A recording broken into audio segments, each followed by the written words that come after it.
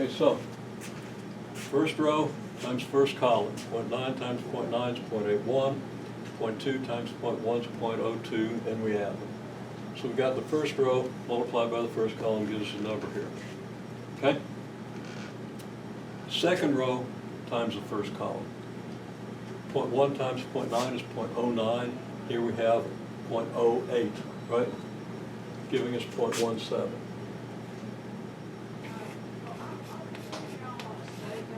But we'll do the arithmetic later. And first row times first column goes in the first row and the first column of our matrix. Second row times the first column goes in the second row of the product matrix and the first column. Okay? Now, here's where you got to kind of speculate. This row times this column, what are we going to do with that? We're going to, well, it's the first row times the second column.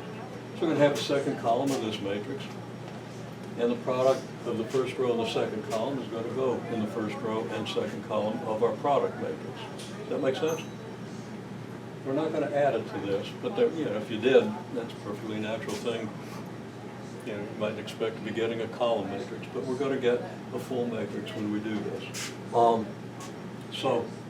And it hasn't been defined for us. If it did differently, it's no problem. But 0.9 times 0.2 is 0.18, and 0.2 times 0.8 is 0.14.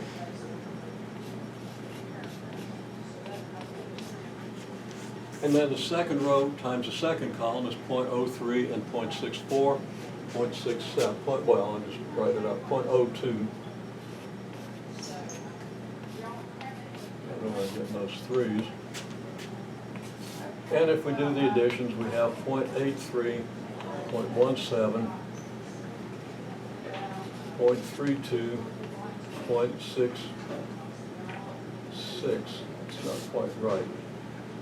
That should be 0.34 because it's 0.16, not 14. Write that down wrong. Okay? So there it is.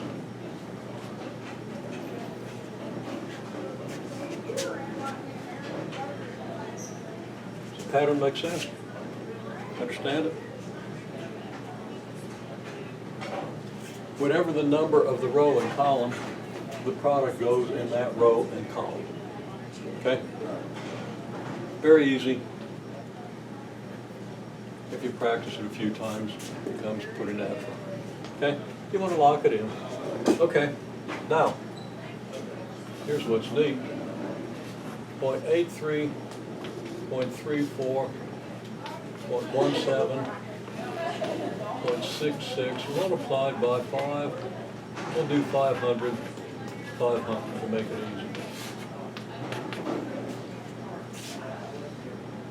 So, I don't want to take time to do this. I know you can do it. So, 0.83 times 500 is 415, and 0.34 times 500 is 170. 0.17 times 500 is 85. 0.66 times 500 is 330. And that equals 585, 415.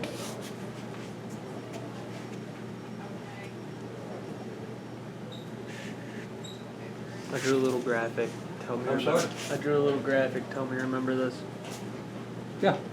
Yeah, good picture. Make sense of it. If it works for you, it's good. Okay?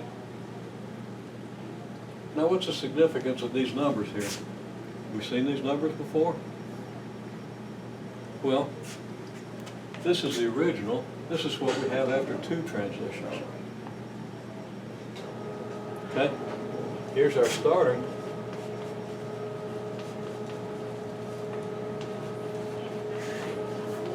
Vector. And here is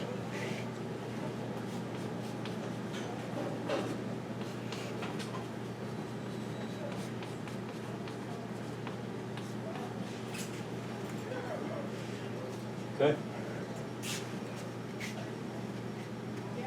Now I'm going to write a big statement, which I'm not going to prove, but later on you probably will.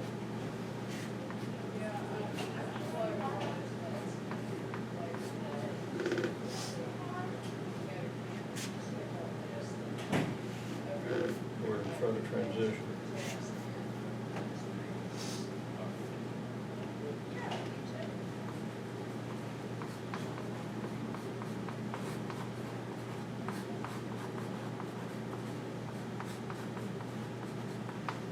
Okay, if A is a matrix for one transition,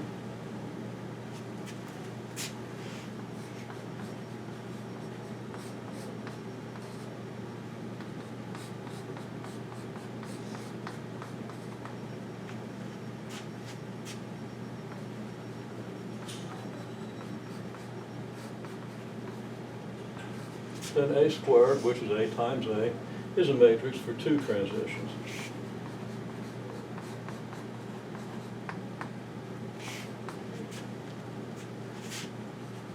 And A sub n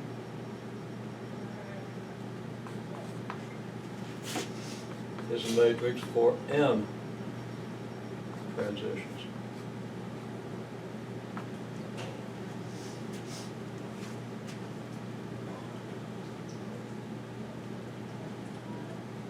So whatever your transition numbers are, if you write the matrix and square it, you get a matrix that skips transitions. So if you're trying to find the result after 100 transitions, you wouldn't have to multiply by 100 matrices. You can just multiply by 50 two-transition matrices, right? Well, it gets even better. But let me say one more thing.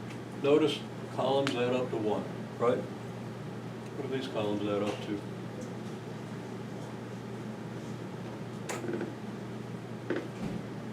One. They both add up to 1, right? 83 and 17 is 100. 34 and 66 is 100, right? With your decimals, you get 1 and 1. Okay? Good. Now, so what happens if you square this matrix? What do you get?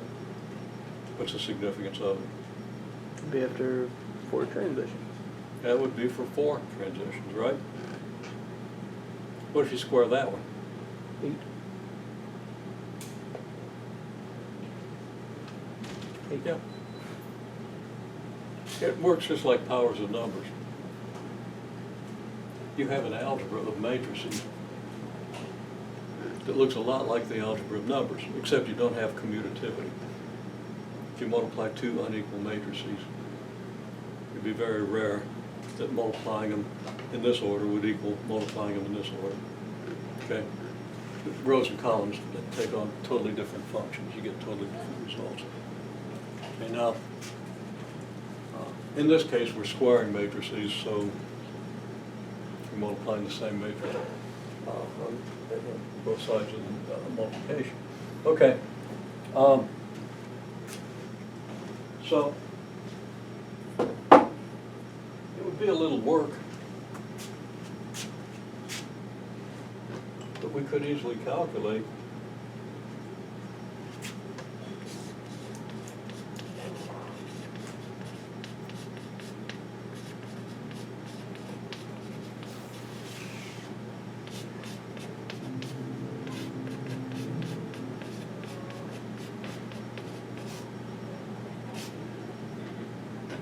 a to the 4th, which is a squared times a squared.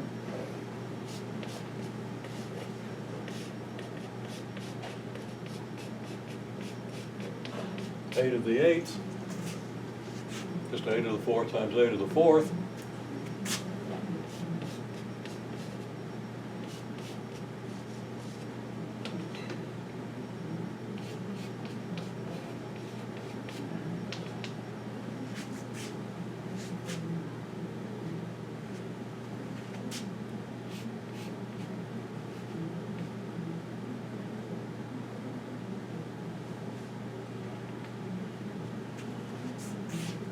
Okay?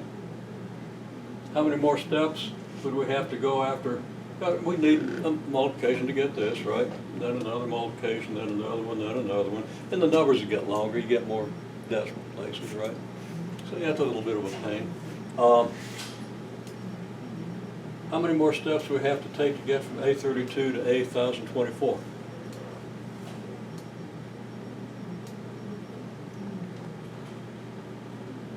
At least 3 more. Sorry? At least 3 more after 32. Well, can you double 32? 64. Can you double that? 101. Can you double that? Can you double that? And can you double that? Yeah, 5 more steps, you get there. Okay? And that could be useful. So, using these matrices, then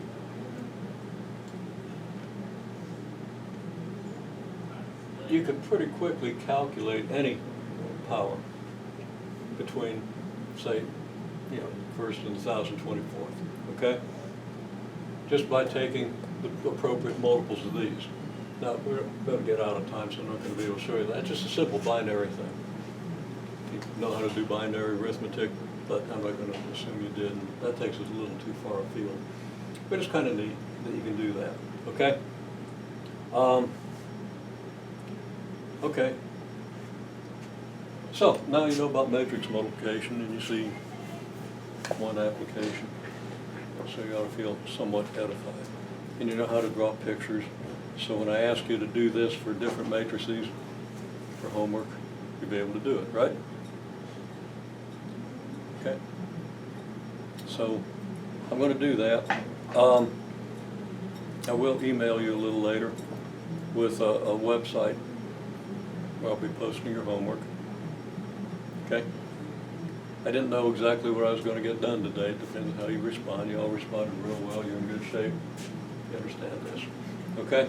And you'll lock it in by doing a few problems for homework.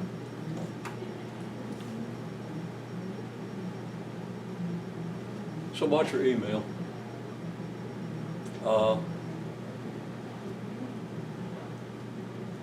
Can't tell you exactly when that's going to be posted. We'll see what gremlins have come out of the woodwork since I started classes at 9:30 this morning. Okay.